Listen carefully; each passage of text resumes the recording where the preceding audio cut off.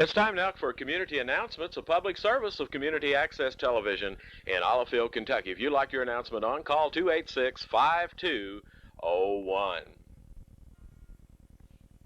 A revival in progress at the Soldier Wesleyan Church in Soldier, Kentucky.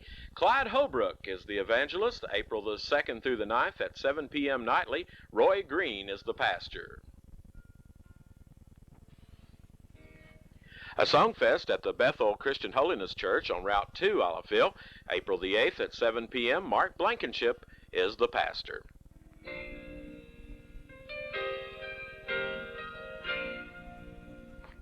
A revival in progress at the Church of the Nazarene in Olivefield in Jordan Heights, April the 4th through the 9th at 7 p.m. nightly. Tom Jackson is the evangelist, the Regals doing the singing nightly. George Tucker is the pastor.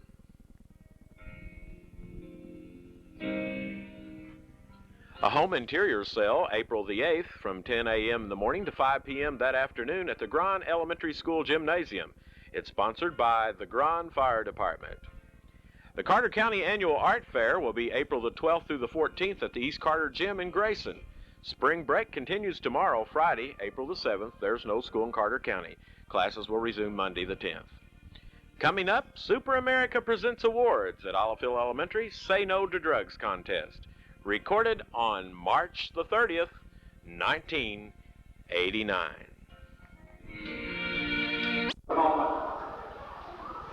We need to do two things this afternoon. First off, we want to recognize our Comets. As you remember, we have a drawing at the end of each month, an attendance drawing, and this month's Comets: Laura Baker, Heather Bradford, Jamie Brown, Candace Brown, Tony Merchant, Angie Clay, Nathan Cox, John Derek Davis, Mary Hall, Brandon Hamilton, Patricia Haney, Cassie Johnson, Joseph Kaiser, Cara Beth Lane, Letitia Lane, Amy Reynolds, Billy Reynolds, Rhonda Rice, Melinda Smith, Randy Wells. Now we went to the people who have been Comets before. These are the one-star Comets. They have been Comets once before. Jessica Jones and Karen Stanford. These are the two-star Comets. They have been Comets twice before. Andrew Callahan, Courtney G., Willie McCoy, Brent Porter, Roger Rayford, Vanessa Shoemate, Andrea Webb, Denny Webb, Shannon Whitten, and Todd Zorns. We have four people who are three-star Comets. They have been a Comet every 6 weeks this year. Tabitha Rogers, Stephanie Rose, Michelle Taylor, and Christy Grills. Now, if you want to hang up there.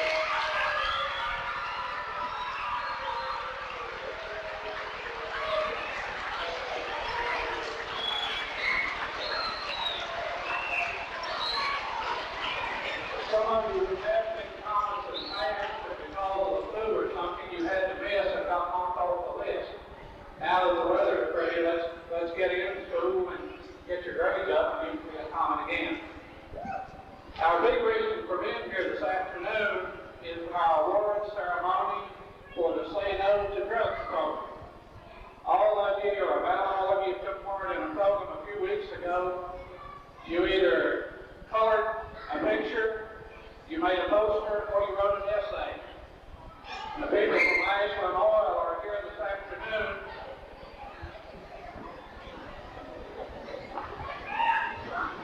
Contest award that you all work for. I want to introduce two people to you.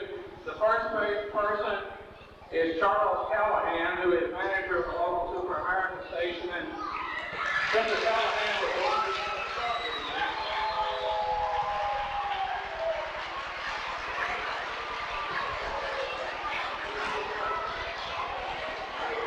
The other person I want to introduce to you this afternoon is Mr. Steve DeBerry with Iceland Aura, and I understand this is Charles' boss, and he has come today to present the prize. So, Mr. DeBerry, I'll present this to you.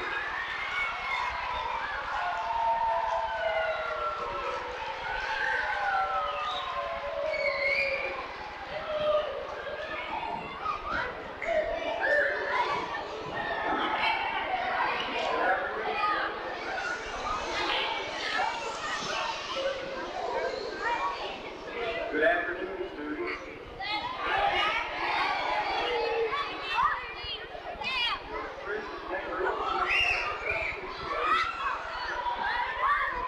These, it's just they know it right. What I'd like to say to you today is that life is a highway. Life is a road. This road will take you to the future, to your dreams. In the coming years, as you grow older and continue your education, you'll be faced with many decisions. One of these decisions may be reacting and giving an answer to someone offering you drugs or alcohol to help you have a good time. Your teachers, your friends, your parents, and your loved ones wish to let you know now how to answer such an offering. You just say no. You do not need drugs or alcohol to have a good time. By becoming involved in drugs and alcohol, life's highway becomes a dead-end street. And trapped in a dead-end street, you can't reach your goal. You can't reach your dreams. You can't go anywhere. And this hurts you and everyone close to you. Being trapped on a dead-end street, you lose out on a lot of what life has in store for you. A bright future, full of hope, full of happiness, and full of fun. And also your health. God bless each of you with a healthy mind and a healthy body. Let's be thankful for this and take care of yourself by knowing how to say no.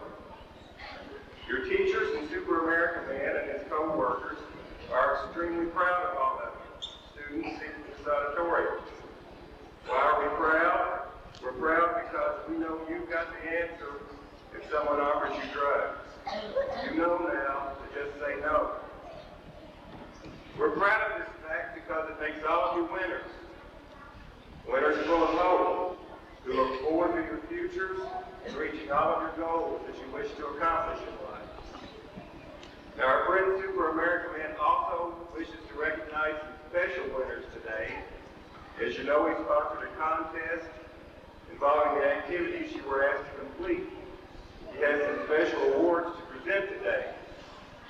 Because Super American Man is kind of shy about speaking, he's given me a list of award winners. I'll call on Mr. Callahan to assist me in handing out these awards. I'd like to ask three of you to come forward now to accept an award because Super American Man was very pleased with what he saw. I have three names here. Charles Reynolds. Would you come forward?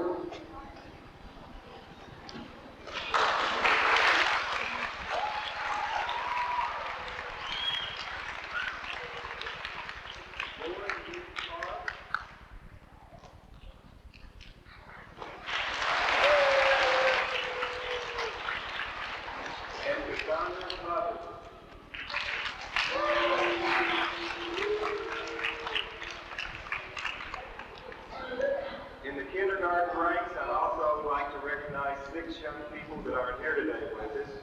Those are Sheena Newell, Lee Shanklin,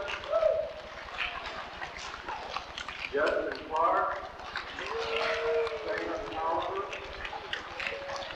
Miranda Wiseman, and Keisha Helfrich. Let's give a big hand for our kindergarten.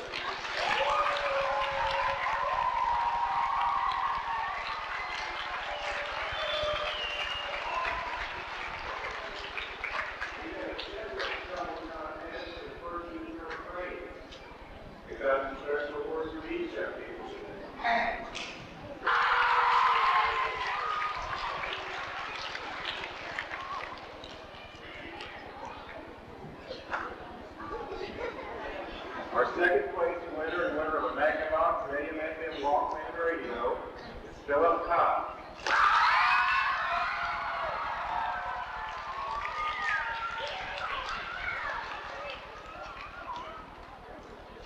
Our first place winner in the first through third grade category and the winner of a $50 savings bond is Beth Baker.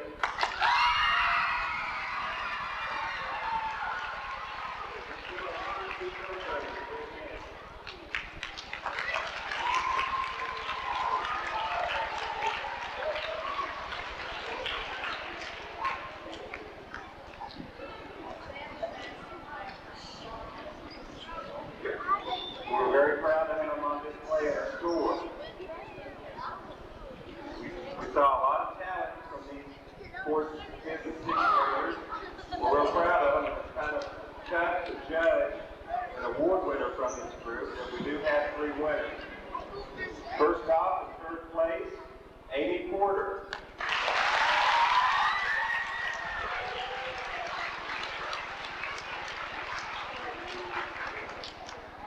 Amy wins the Super America Man medal. In second place, receiving a AM/FM walk-in radio, is Amanda Callahan.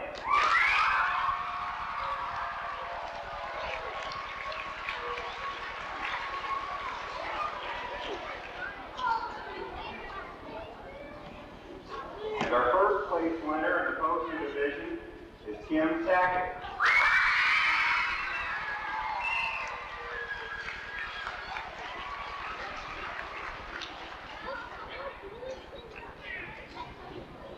Our last category was for essays. I read a 200-word essay written by the 7th and 8th graders. Me and Mr. Callahan can tell you that it's extremely tough to get an award winner out of this group. All essays were extremely well done. So we do have 3 award winners recognized this afternoon. In third place, Betsy Bailey.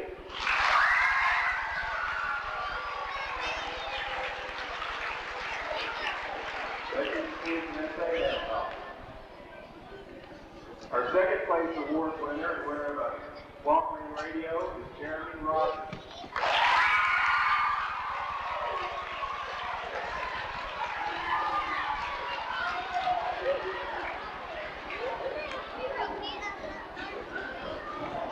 Our first place winner in the essay division, winner of a $50 savings bond, Lonnie Henderson.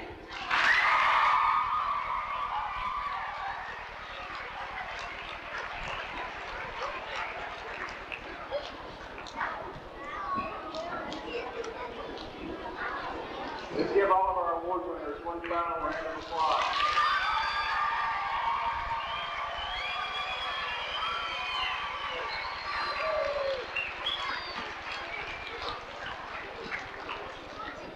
All of you did a fantastic job with your activities.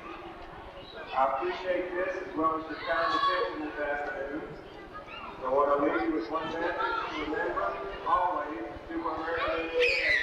Just stay on the drive. Thank you.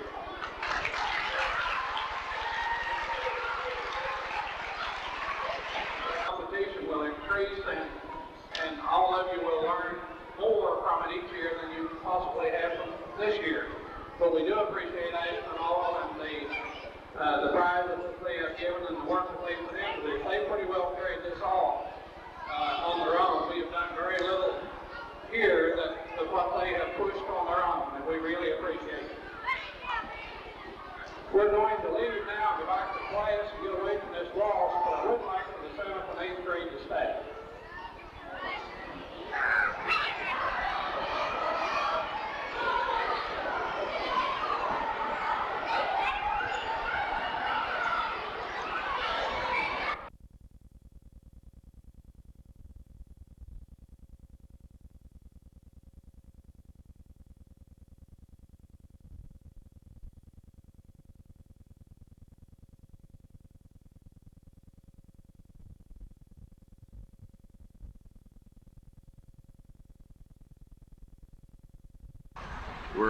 The Oliphil Elementary School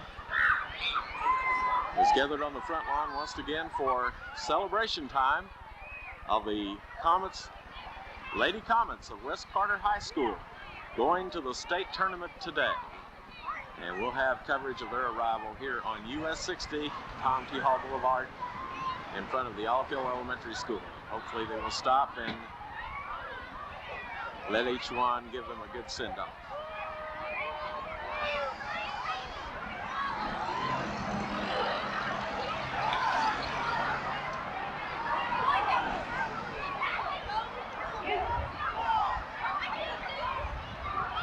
Comets from West Carter High School on the way to state tournament.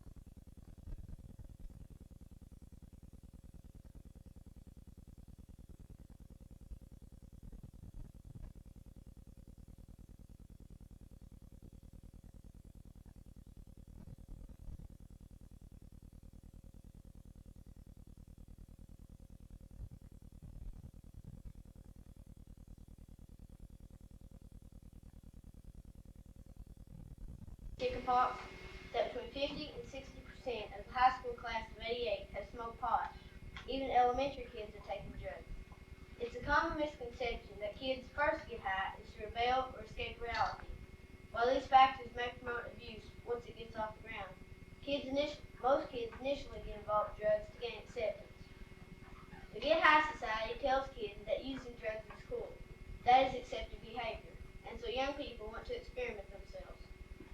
If your child hasn't tried drugs yet, that's great. But even if there's a solid brick wall in your home forbidding drugs, the yellow brick road to drug abuse begins as soon as your child walks out the door.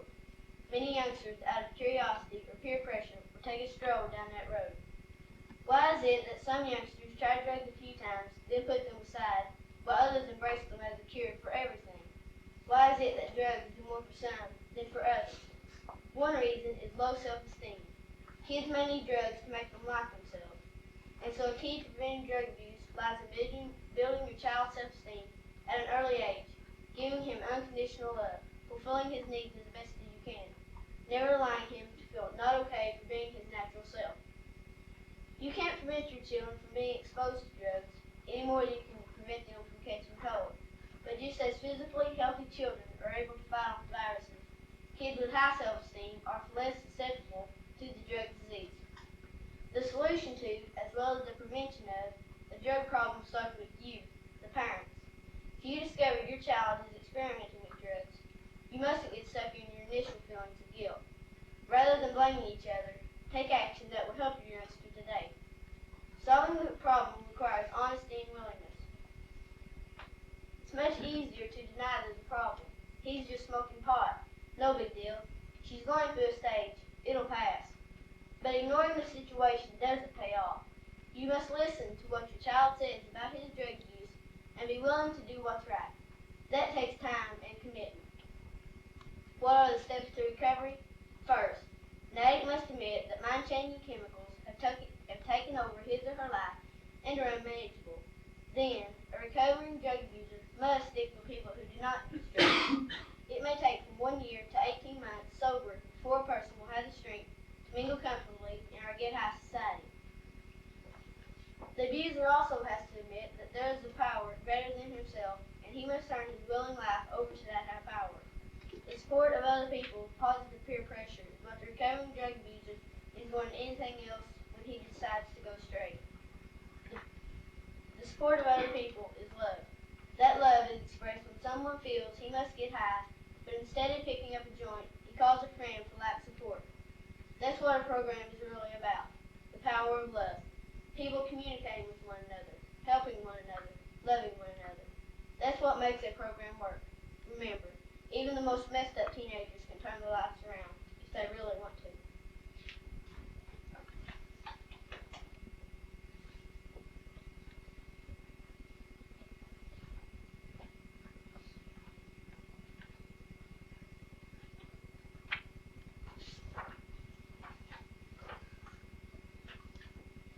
Okay, our next speaker is Jonathan Carroll. Title, Stuck on Velcro.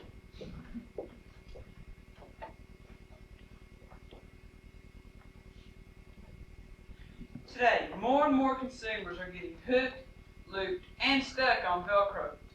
Today, the distinctive grip of Velcro pieces being pulled apart is heard everywhere, as its foolproof fastener replaces the zipper, button, and snap on America's clothing. Even the military has busted its buttons and now uses Velcro in some of its uniform pockets. But if the grip of Velcro is hurt by the enemy, it could mean rest in peace for that soldier. That's why the military would like to see the development of a noiseless version.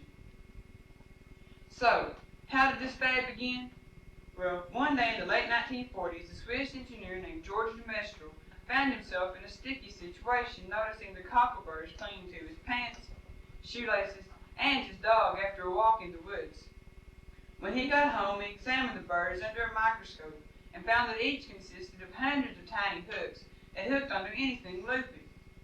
De Mestral then figured out a way to weave nylon so that thousands of tiny hooks on one piece engaged thousands of tiny loops on another.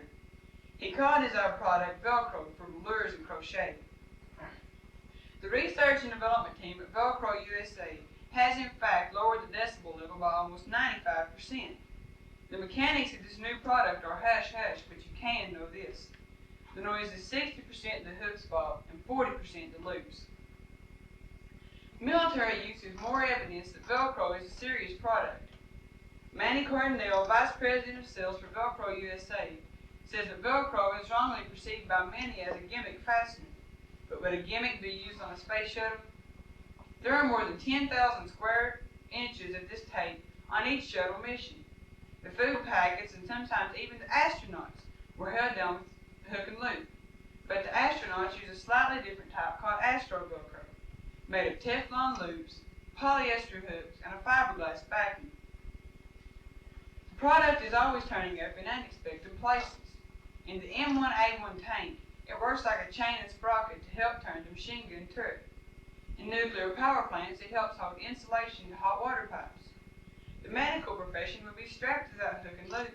For instance, what did they use in the old days to close the blood pressure cuff? Nails? Standard Velcro has a shear force of about 10 to 15 pounds per square inch, giving 200 square inches a ton of force.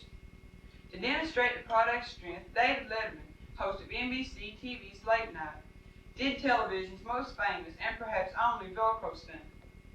He wore a coverall made of hook and did a jump from a trampoline onto a wall covered with loop to see if he would stick. And believe it or not, he did. Some Velcro products have 100 pounds of shear force per square inch. Recently, a team of General Motors and Velcro engineers used hook and loop in as many ways as possible on a Pontiac 6000 to attach fabric to seats and to secure fuel lines, spare tires, and batteries. Now Velcro USA is negotiating with one of the automotive big three to put together a hook and loop car. How about an airplane? What's left? Anything that can be spun into a filament can be woven into hook and loop. So why not edible Velcro? When was the last time you tried to keep the ingredients of a taco together? Doesn't taco squirt merit as much as loose sneakers?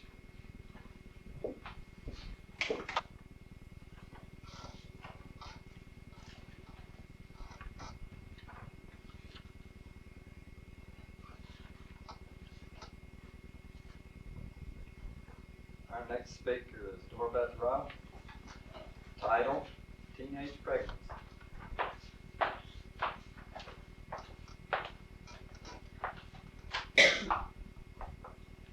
The figures are alarming. There are 10 million young women between 15 and 19 years of age in the United States. 4 million of them are sexually active. The bottom line, 1 million pregnancies a year. Little comfort can be taken from the statistics for 13 to 14-year-olds either. There are 3.8 million girls in this age bracket. 420,000 of them have had premarital relations. The end result? 30,000 pregnancies a year. Why so many pregnancies? Why do teenagers fail to use contraceptives? Do they regard abortion as a birth control method? Are they ignorant about birth control methods? Or are they simply careless and irresponsible? To find answers to these puzzling questions, 2 girls have been interviewed who were or recently have been pregnant. Broad conclusions can be drawn from so small a sampling. However, a certain amount of insight from this extraordinary problem can be gained. These girls were chosen from middle-class families to emphasize the fact that it's not only the poor and disadvantaged who get into trouble. It could be anyone's daughter. Holly Andrews, a slight, attractive brunette, presents an odd, appealing mixture of innocence and maturity. Holly was interviewed 5 days after giving birth to a child she surrendered for adoption.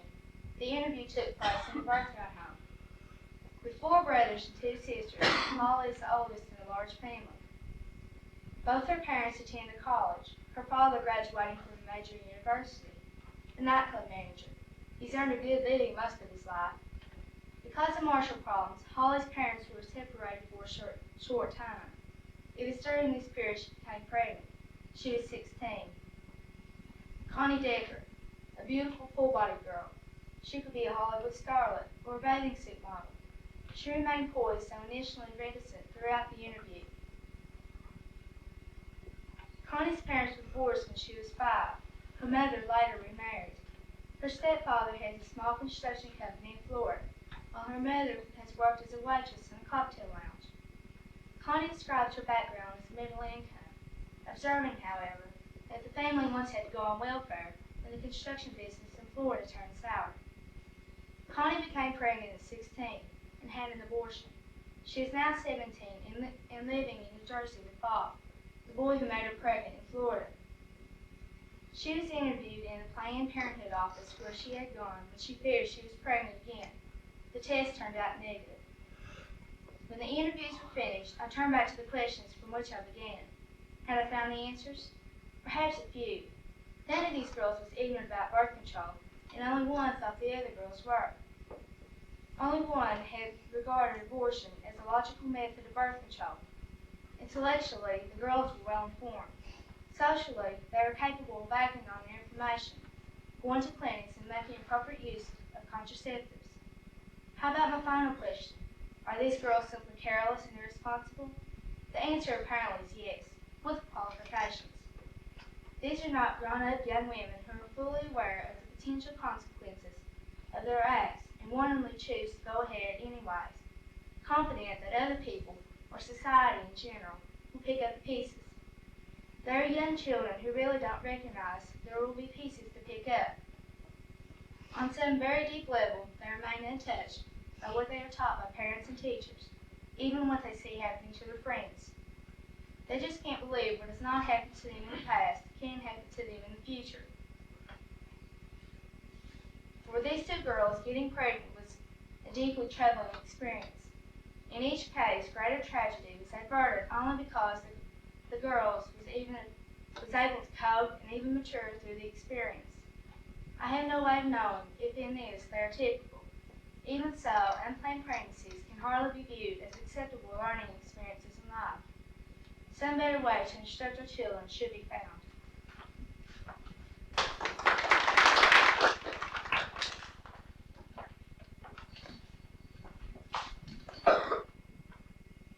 Our next speaker is Jan Carroll. He's speaking on baseball cards.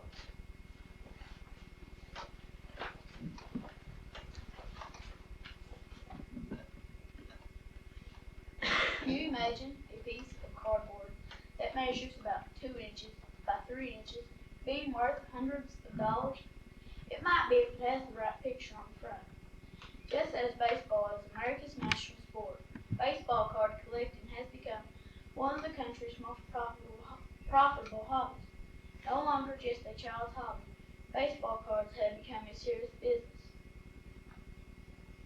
with some sets and certain individual cards being worth thousands of dollars.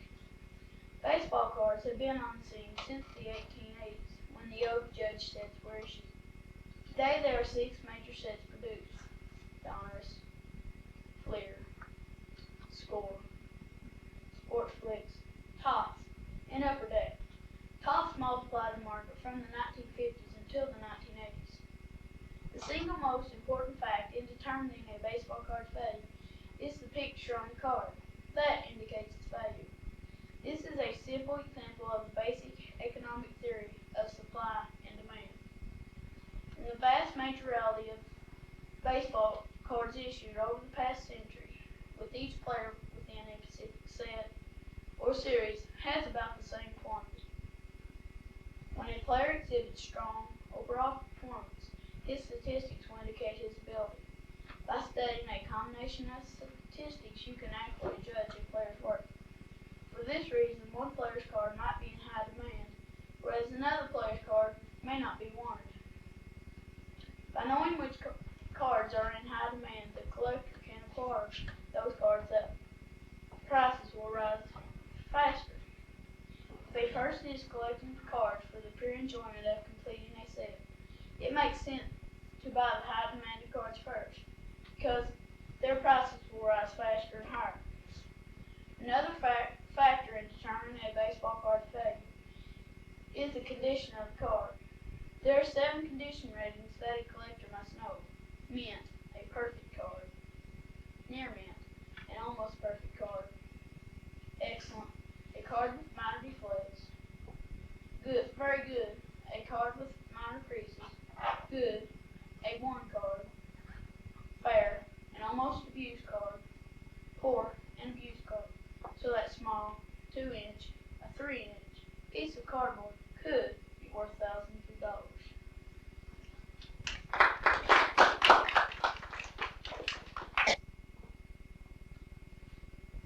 Okay, our next speaker is Rhonda Mill. Her title, Are you picking up your parents' bad habits?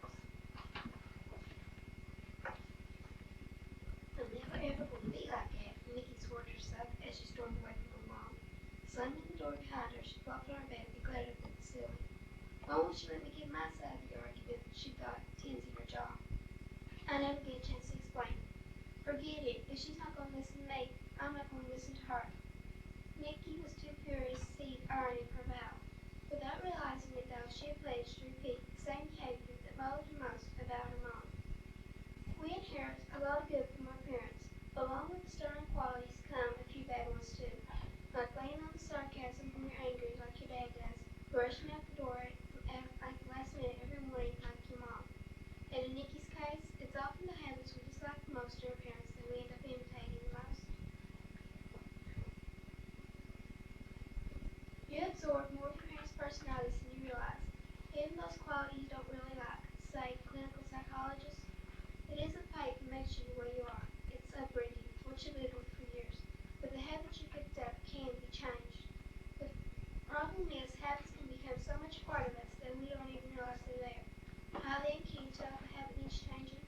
Well, it's time to change if a habit angers or embarrasses you. Tina is set on being valedictorian of her graduating class. In her quest, she's given up all her free time and never goes home with her friends. Her dad, who works long hours every day, has taught her the value of succeeding, but it can go too far. Tina needs to find the balance between work and play so she doesn't miss out on what the rest of her life has to offer. It's time to change if you do something not because you want to, but because it's the only way you know how. When my mom gets mad at my dad, she goes off pouting. I think my mom should talk to my dad. Pouting won't solve anything. But lately, I've noticed when I get mad, I go to my room and start pouting. There's got to be a better way to release my anger, but pouting is my first reaction every time. Does that sound like someone I know? It's time to change a habit prohibits you from doing things you really want to do. Cindy wants to save up for a car, but she can't seem to keep money in the bank. She buys clothes she doesn't need instead of saving money. But guess who else is a spendthrift? Her mom. The fact that your mom and dad has got bad habits doesn't mean that you're doomed to repeat them. However, if you find yourself caught in one of their traps, by putting off projects until the last minute, don't simply tell yourself, procrastination is my family, I can't do anything about it. It may not be easy, but you can change if you're willing to try. Old habits die hard, so they say, and that can go double for habits handed down from your mom or dad. Take it one day at a time. Promise yourself you'll do it just for today. Renew the promise of only day. If you give in to temptation, start again. Pretty soon a week will have gone by, and then a month, and then you'll have it lived. You'll have learned. It's a change in the way you approach life. It's a change in attitude from I can to I can. Although it's true you cannot change the entire world, what you can change is you. Maybe by changing a part of you, you can improve your corner of the world.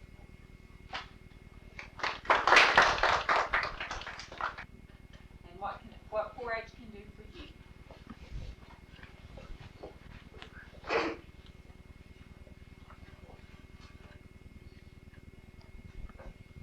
Is it really worth my time and energy to join 4-H? How can I benefit from being a 4-H member? These are some questions often asked by young people who are contemplating joining a 4-H organization. The answer to these questions would be yes, 4-H is worth the time and energy. As for the second question, 4-H offers many benefits to the young person of today. First and foremost, 4-H builds character by helping young people learn useful skills while serving their communities. The 4-H slogan is learn by doing. Members learn skills through a variety of projects. These projects deal with cooking, health, photography, animals, safety, sewing, electricity, and many other subjects. Members show high ideals with their motto, make the best better. And with this pledge, I pledge my head to clear thinking, my heart to greater loyalty, my hands to larger service, and my health to better living. For my club, my community, my country, and my world. 4-H's stand for head, heart, hands, and health. 4-H organizations also promote self 4-H member develops skills in speaking before a group and exhibiting communication abilities. Most 4-H clubs meet on a regular basis. Often, meetings are held in schools and others in community meeting places. Elected officers conduct the meetings according to parliamentary procedure. This activity in 4-H allows the members to become acquainted with their 4-H meeting procedures. 4-H clubs often serve their communities through special projects. This can happen 1 or 2 times a year. For example, a club might plant trees or conduct a bicycle safety program. All of this builds up a sense of community pride and important citizenship qualities. 4-H members also get together for recreational activities. These activities are in large quantities. Camping is always a 4-H favorite. The 4-H camp reflects the slogan, motto, and pledge. Does all this sound interesting? Well, in Harr County, in the grades 5 through 12, you can join a local 4-H club. If you are not in 4-H at the present time, I strongly suggest that you contact your local county extension agent, Ron Arnett. 4-H can start you on your way to success.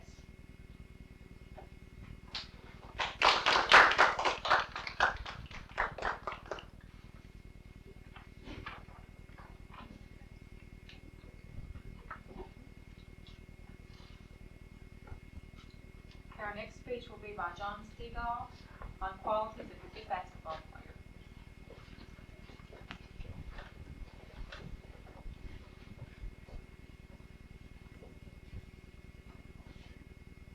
A good basketball player needs 4 important things. 1, grace. 2, concentration. 3, skills.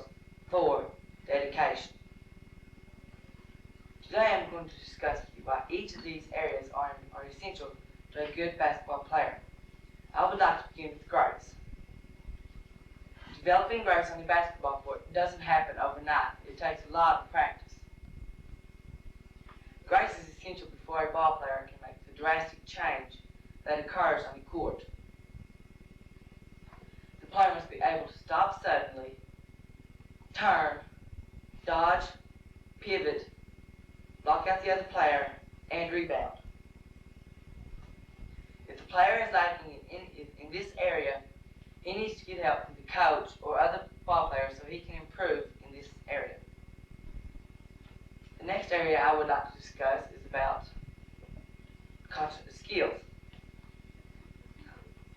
Skills is important because the ball player never knows when he is going to be in a position to shoot a free throw. A crowded gym can become very loud, especially if the game is close. If a player is lacking in this area, the noise can easily distract him. A good player who has good concentration can tune out any of this noise. This can only be done by hard work and keeping your mind on the game. The third importance I would like to discuss is concentration. To be a good ball player,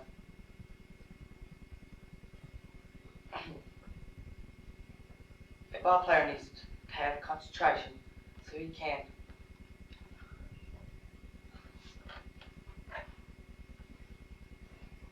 so he can do his best to win the ball game.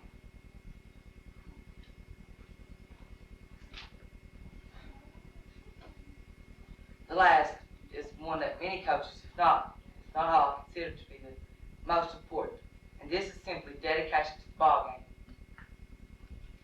You may be a loser, but yet still win if you have done your best. You should always keep your mind on the ultimate goal, and that is being of the best by doing your best. I would like to quote John Wood, a basketball coach many consider to be the best ever. If you have done your best, if you have come off the court thinking you have done your best, you are a winner no matter what the scoreboard says. But if you come off the court thinking you could have done better, then you are the real loser.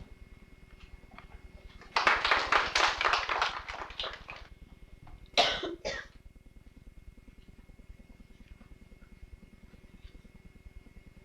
now we'll have Carla Walker on how to be a good coach.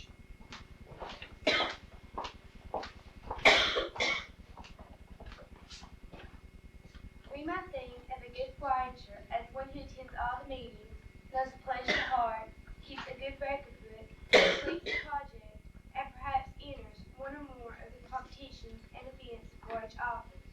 And this is indeed a good forager. However, 4-H can become involved in other things.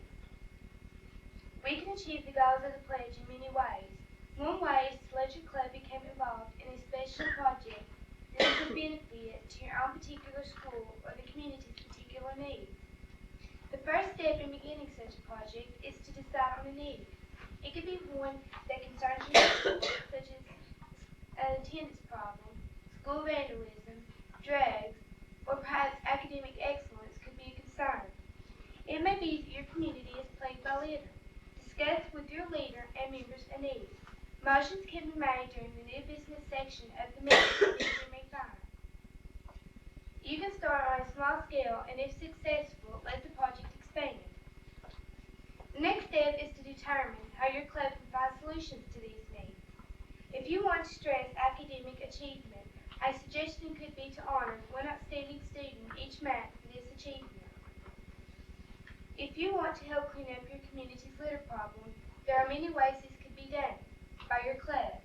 You could begin a community awareness project with posters using an artistic member of the club. These could be displayed in your community. Your club could even organize a national cleanup project. Our club began a special project this year. Our project uses puppets to teach about drugs, safety, and moral issues. The members are selected according to a specific talent needed for each job. Puppets are only one way these important issues can be taught. Your club members might think of other, even better ways. There are some special 4-H programs you may be familiar with.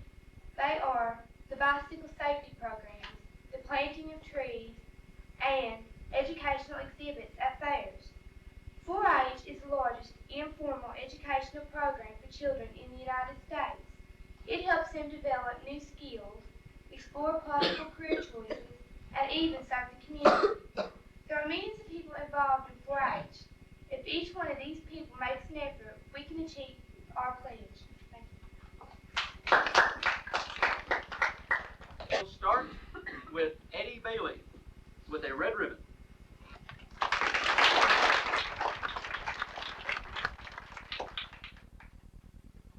Missy Blevins, blue ribbon.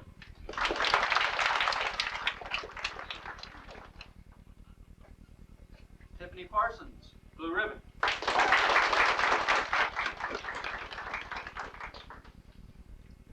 Amy Porter, blue ribbon.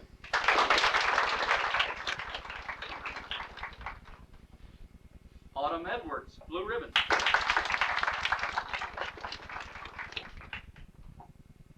Blue ribbon and runner-up goes to Bethany Parker. Blue ribbon and champion goes to Amanda Collinsworth. Thank you, 11-year-olds. Now, 12-year-olds.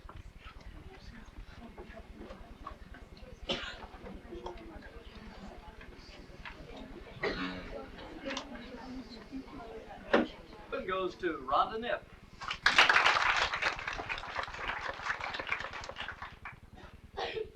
Blue ribbon goes to Carla Walker.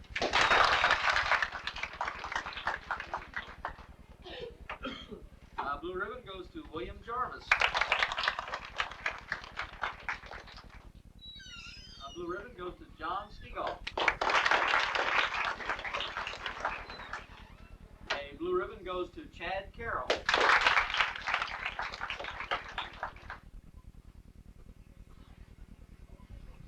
A blue ribbon goes to Dora Beth Rowe. Blue ribbon, runner-up, goes to Jonathan Carroll. Blue ribbon and champion in the 12-year-old group goes to Chris Irwin. Thank you, 12-year-old. Christy Catron. A blue ribbon to Chris Walker. A blue ribbon to Amanda Barker. A blue ribbon to Stephanie Lyon. A blue ribbon to Laney Mosier.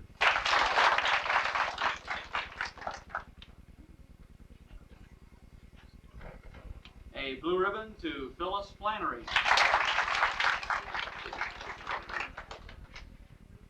A blue ribbon and runner-up to Marcia Smith. Blue ribbon and champion Lonnie Rowe.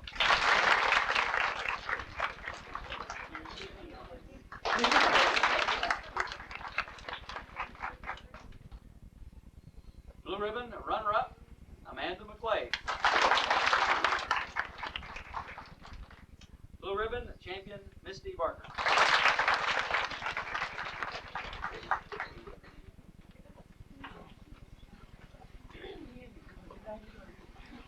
Ribbon runner-up Teresa Stevens.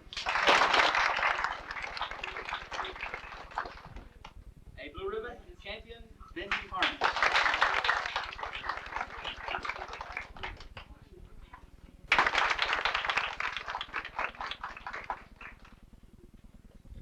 A red ribbon to Misty Hanshaw.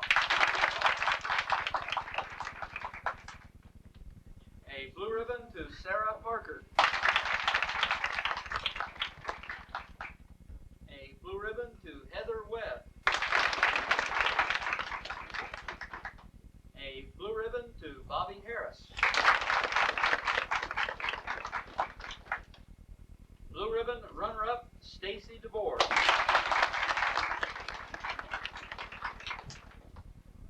Blue ribbon champion Carla Henderson.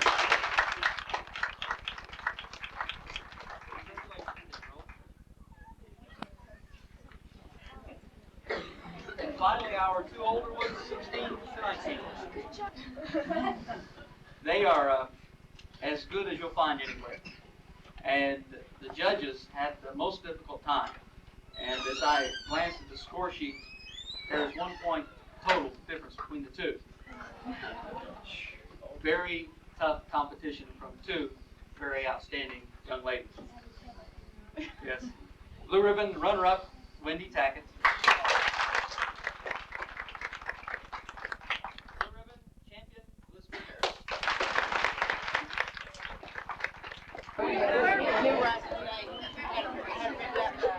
I got you Friday.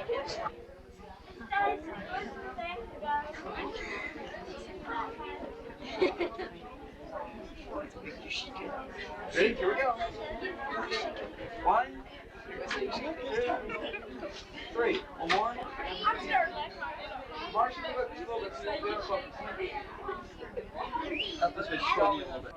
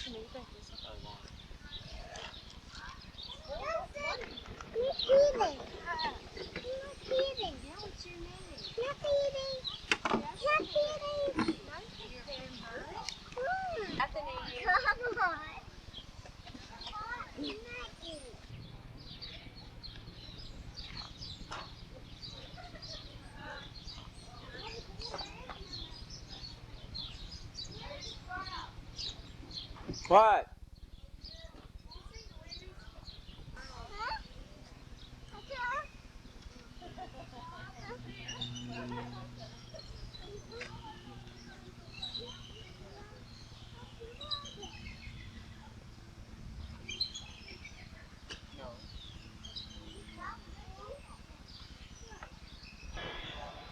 There's a platypus. Where?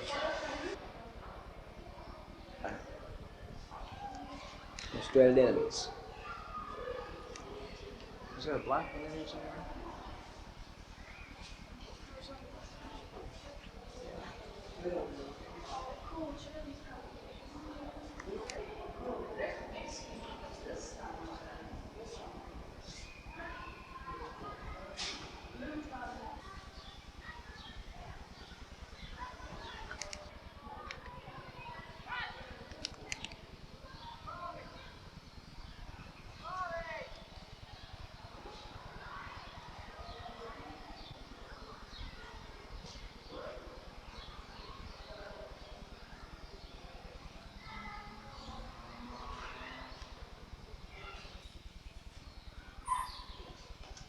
I'm gonna grab one. Gosh, yeah. They're albino. They're albino, or what are they called? They're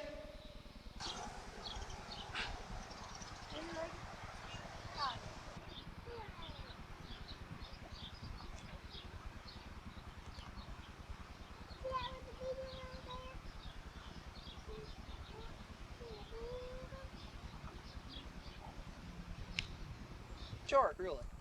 One of the freshwater sharks. Was you scared? No, man, I just You just were stunned, weren't you? I was stunned. When he first brought it up, I was stunned. It tipped. That was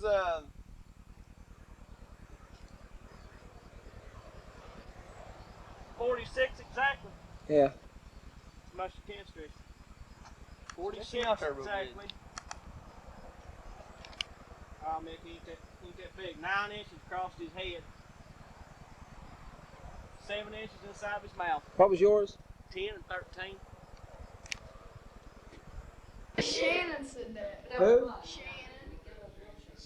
Shannon. Shit.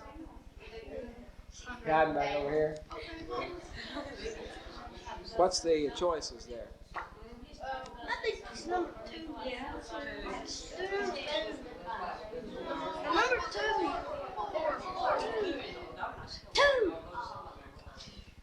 Number 2.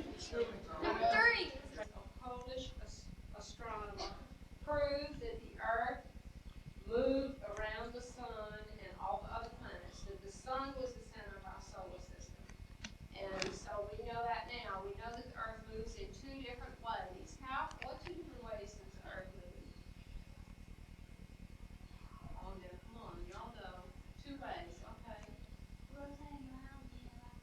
That's right. It rotates on its own axis and it revolves around the sun. Now, we've made great strides in studying the planets in the last 25 years. What are the reasons we've made such great strides? A penny for your thoughts. We're here today at Pleasant Valley at Harr's Souvenirs and Pottery shop, and I think you will find, if you ever stop by here, this is a place of interest that you may be driving by every day and just not stopping in to see what they have. Have you ever wished you could step back in a children's wonderland and look at the things that you have read about in the storybooks and the movies? We're here today at Harr's Pottery and Souvenirs in Pleasant Valley, Kentucky. And I'm standing beside of Snow White. And out here are the 7 dwarves. Don't ask me all of their names. I know there's Dopey and Sleepy and Doc and several others, but nonetheless, they are on view here at the pottery shop. It's really a treat to come out and see the different items that you can buy for your front lawn here at Harr's Pottery. I'm going to get it. It's going to end up being a blooper here. Pottery shop here in Pleasant Valley. You like riding horses? Well, how about putting this fella in your front lawn? I'm sure that you will find that he would make an interesting centerpiece for your lawn. Maybe you're interested in cowboys and cowgirls. Well, this is certainly something you can add if you can see the cowgirl and the cowboy statues that are here. Maybe your taste runs toward animals and you like to have a large dog. Well, this is certainly bigger than the Alpo puppy, but this is an interesting fellow, and you could paint him up to your color of breed of dog and really set your front lawn off. It's interesting to walk into the world of characters and animals here, and we're going to look around for just a few minutes and see what we can find. The earliest settlers in this country were the Indians. We have a guest with us today here at the Valley. Sir, could you tell us from what tribe you're from? Well, maybe he would like to comment about how times has changed since his ancestors lived here. Well, maybe he would like to comment on the fact that he enjoys sitting here on the front porch each day.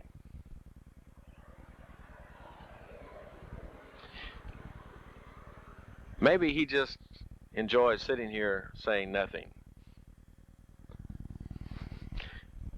History.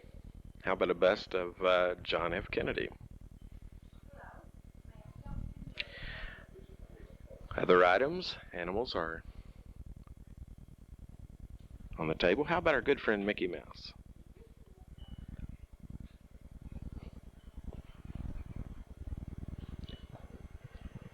Or maybe a frog. It's all here.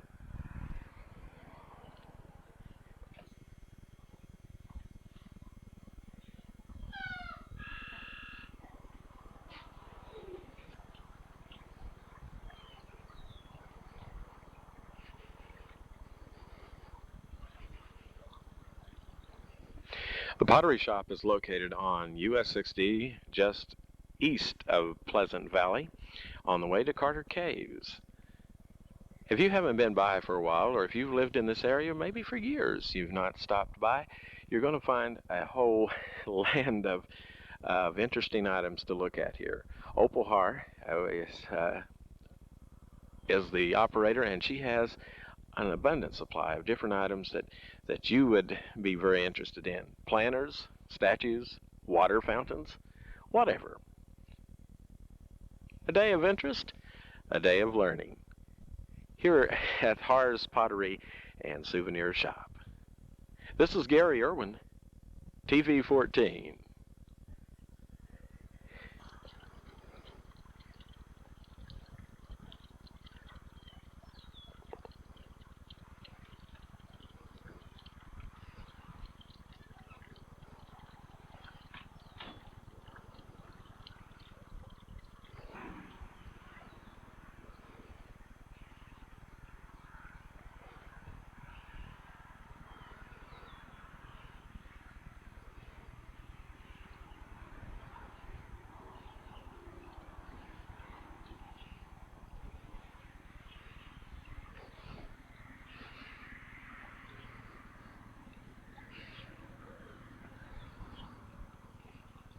This is not Old MacDonald's farm, but this is just another attraction you will see at Harr's Pottery here in Pleasant Valley.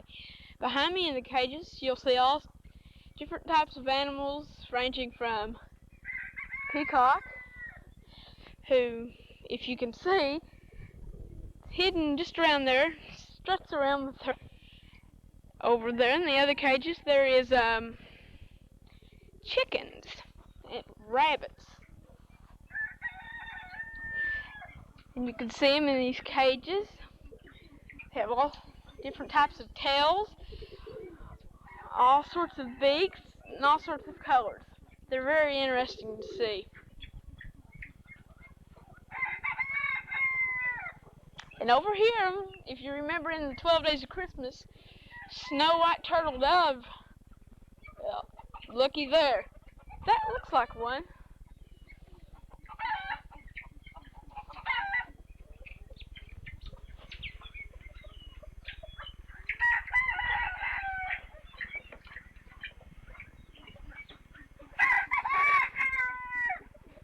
is geese. So like in the story, The Ugly Duckling reminds me of that. No, there's the peacock again. Hard telling's what you'll see when you're out here at Harr's Pottery. It's very interesting. If you ever have some extra time, I'd advise you to come out here and just enjoy yourself.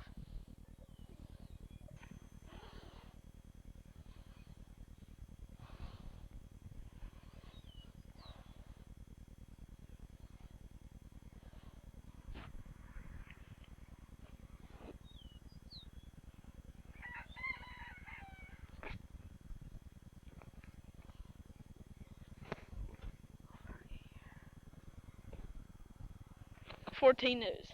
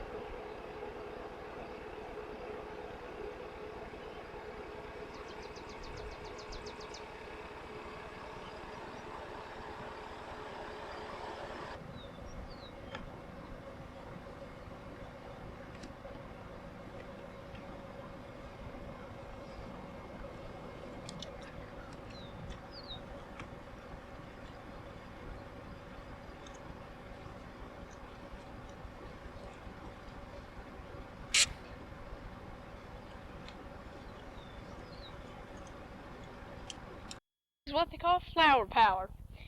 It's amazing how flowers can pop out of blacktop. You have to see it to believe it, and that's exactly what you will do now. It's amazing how the young tender shoots can be chewed up by a lawnmower, but pop out of asphalt. It's a mystery, isn't it? Why? Flower just popping out of the blacktop. Different if it was only one little incident, but my friends, this is all the way up the roadway.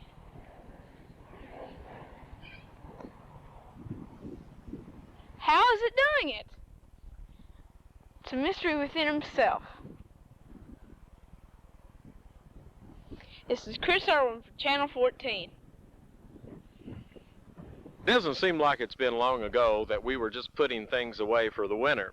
But believe it or not, spring is here, and it won't be too many more weeks. We'll be seeing summer activities beginning.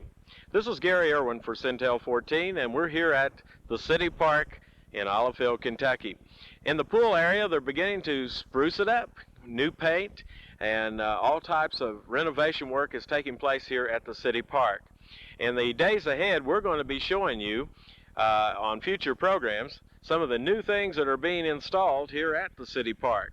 Some of the new kiddie park activities here, the rides and so forth, to improve the park, and it's just a ideal place for the kids here in Olive Hill to come by and enjoy an afternoon, especially when school will be out after the middle of June. We'll have some activities out here at the park. A lot of people don't realize that this park exists right here in the middle of Olive Hill.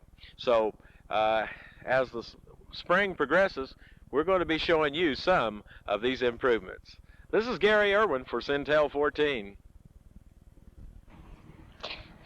Hi, my name is Jeff Irwin, and we're here at City Park in and uphill, and as Gary was saying that they was talking about the pool and the kiddie rides. Well, they've been remodeling here since I've been here. They used to have these things not painted, and now they're painted. And the sliding boards, I think they're renewed. And yeah, but they haven't did one thing yet. They haven't fixed that old thing down there that keeps on bugging us. The kids hate it, but they'll fix it up. So, and see, back here they've been painting, and also when I was here last, they had these basketball goals probably tore down. You know, they was limping, and now they got new basketball goals. And see, I have so much fun here because I'm a kid too, you know. And also they have lots of kiddie rides, you know. For the younger groups, they go on these slides if they want to, or they can go on that big slide. So, and I think there's been someone flying their kite, and it got caught up in the tree, and they've just been remodeling all the time. So, I guess the kids will have too much fun here, not just boring old stuff. This is Jeff Owen for Centel Cable, Channel 14.